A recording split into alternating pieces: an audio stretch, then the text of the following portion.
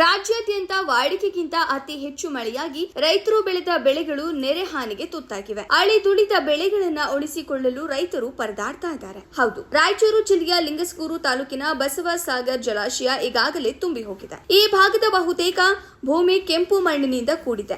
ಆದ್ರೆ ಕೆಬಿಜೆಎನ್ಎಲ್ ಅಧಿಕಾರಿಗಳು ಅವೈಜ್ಞಾನಿಕವಾಗಿ ವಾರಬಂದಿ ಮೂಲಕ ಕಾಲುವೆಗಳಿಗೆ ನೀರನ್ನು ಹರಿಸುತ್ತಿದ್ದಾರೆ. ಇದರಿಂದಾಗಿ ಸಮಯಕ್ಕೆ ಸರಿಯಾಗಿ ಬೆಳೆಗಳಿಗೆ ನೀರು ಸಿಗದೆ ಒಣಗಿ ಹೋಗುತ್ತಿವೆ. ರಾಂಪುರ ಏತ ನೀರಾವರಿ ಕಾಲುವೆಗೆ 14 ದಿನಗಳವರೆಗೆ ನೀರು ಹರಿಸಬೇಕು ಎಂದು ಕರ್ನಾಟಕ ರಾಜ್ಯ ರೈತ ಸಂಘ ಹಾಗೂ ಹಸಿರು ಸೇನೆ ಸದಸ್ಯರು ಸಹಾಯಕ ಆಯುಕ್ತ ಬಸವಣ್ಣಪ್ಪ ಕುಲಶೆಟ್ಟಿ ಅವರಿಗೆ ಒತ್ತಾಯಿಸಿದ್ದಾರೆ. ಕರ್ನಾಟಕ ರಾಜ್ಯ ರೈತ ಸಂಘ ಹಾಗೂ ಹಸಿರು ಸೇನೆ ತಾಲೂಕು ಘಟಕ ಲಿಂಗಸೂರು ಈ ಮೂಲಕ ಸರ್ಕಾರಕ್ಕೆ ಒತ್ತಾಯಿಸಿದ್ದೇನೆಂದರೆ, ಈಗಾಗಲೇ ಸುಮಾರು ಪ್ರತಿ ವರ್ಷವೂ ನೀರಾವರಿ ಸಲಹಾ ಸಮಿತಿ ಸಭೆಯಲ್ಲಿ ರೈತರಿಗೆ ವಿರುದ್ಧವಾಗಿ ತೀರ್ಮಾನ ತೆಗೆದುಕೊಳ್ಳುತ್ತಿದ್ದು, ಇದನ್ನು ಗಂಭೀರವಾಗಿ ಪರಿಗಣಿಸಬೇಕು ಇಲಾಖೆ ಅಧಿಕಾರಿಗಳು.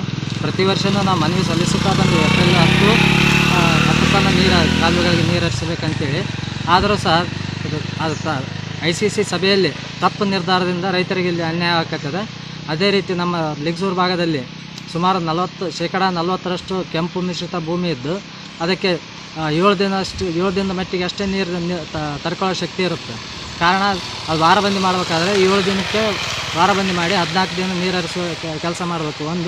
ಇನ್ನೊಂದು ಒಂದು ವೇಳೆ ಇದನ್ನೇನಾದರೂ ಗಂಭೀರವಾಗಿ ಪರಿಗಣಿಸಲಿಲ್ಲ ಅಂದರೆ ಸರ್ಕಾರ ವಿರುದ್ಧ ಹೋರಾಟ KBJNL ವಿರುದ್ಧ ಹೋರಾಟ ಮಾಡಬೇಕಾಗ್ತಂತ ಈ ಮೂಲಕ ತಿಳಿಸಿದೆ. ಅದಲ್ಲದೇ ಈ ಸಂದರ್ಭದಲ್ಲಿ ಈಗ ಕಾಲುವೆಗಳಿಗೆ ನೀರು ಇರುವಂಥ ಸಂದರ್ಭದಲ್ಲಿ ಕ್ಲೋಸರ್ ವರ್ಕ್ ಕರೆದಿದ್ದು ಅದು ಅವೈಜ್ಞಾನಿಕವಾಗೈತಿ. ಅದನ್ನು ಈಗ ಈ ಸದ್ಯದ ಮಟ್ಟಿಗೆ ತಟಸ್ಥ ಮಾಡಿ ಬೇಸಿಗೆ ಸಂದರ್ಭದಲ್ಲಿ ಕಾಮಗಾರಿ ಪ್ರಾರಂಭ ಮಾಡಬೇಕಂತ ಈ ಮೂಲಕ ಒತ್ತಾಯಿಸ್ತೇವೆ.